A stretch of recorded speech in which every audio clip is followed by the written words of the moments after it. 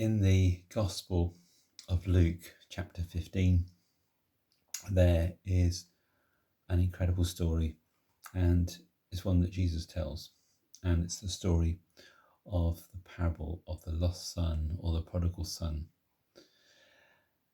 This story, in some ways, helps us to see a glimpse, a window into the heart of God, and every time I come back to it in my life, I'm challenged again, and it's something which I think is always uncovering new layers, new depths of something about what God is like, who he is.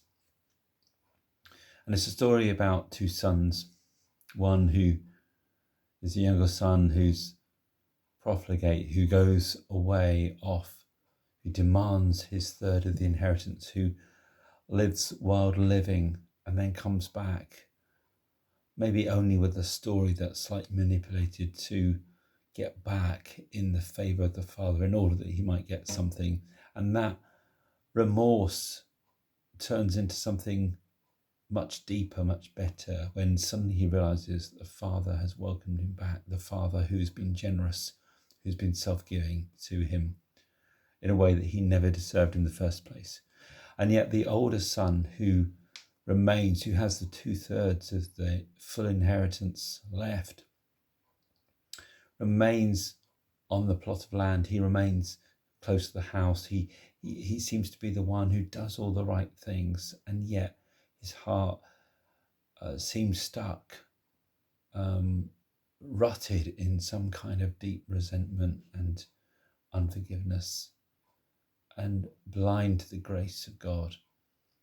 And we can draw out lots and lots of different conclusions, and Jesus was maybe just trying to make this a simple story for us to unpack something about what the Father is like.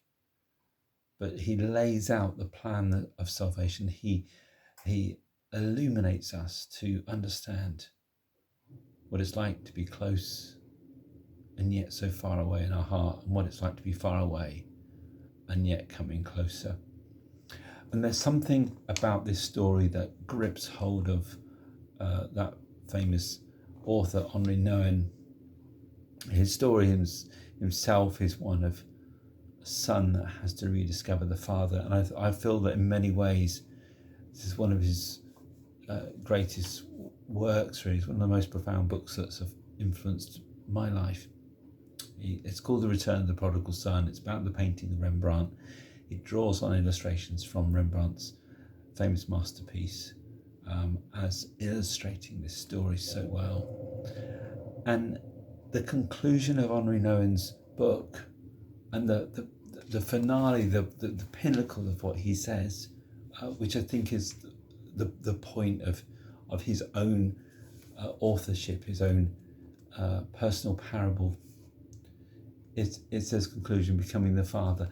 It's this journey that God is calling us to, that if he's calling out our own lives from being the prodigal in the pigsty, if he's calling out our own lives from being the stuck, bitter, resentful, yet faithful, apparently older son, unable to go in, unable to enter the promise of God, if he's calling us out from those two places, he's calling us into the heart of the Father. He's calling us into the inheritance, the real inheritance of love. He's calling us into that fullness of being clothed in the character of Jesus because of the grace of God. And that's what the gospel is fundamentally 100% about, this transformational clothing of God's compassion on our lives and his grace on our lives, and how little we get that sometimes, and how we touch it. We see a tiny glimmer of that light, and yet we still have not yet looked through the window of God's grace.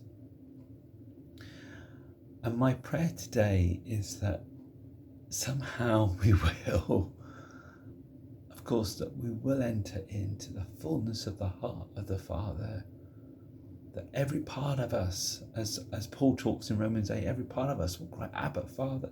That deep, passionate, complete longing of the whole heart and soul and body and mind, the very depth of our spirit, that cry to find the fatherhood of God, to be discovered and to discover him.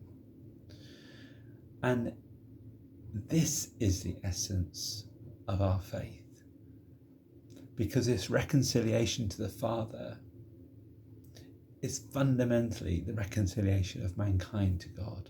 That's what it's about, to rediscover the fatherhood of God, a fullness of his love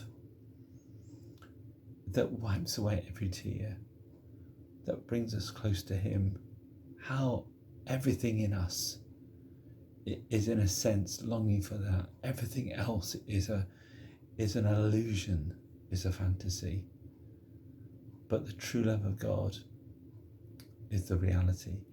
And when you see these stories of brokenness and abuse and all this kind of stuff, and you see these things played out in the courthouse, you see these things played out on the news media, you see the brokenness of relationship so often, it really just points us more and more to our own need for redemption, our own need for reconciliation, our own need to rediscover the fatherhood of God, to rediscover what sonship is.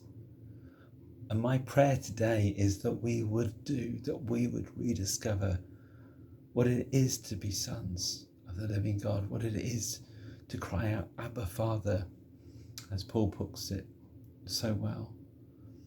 Abba being the fundamental Hebrew childlike expression of finding that father, that nearness, that love, that closeness, that security. Anyway, so my prayer today is that we would rediscover this, that you would rediscover this, that I would, and that we all would. Bless you.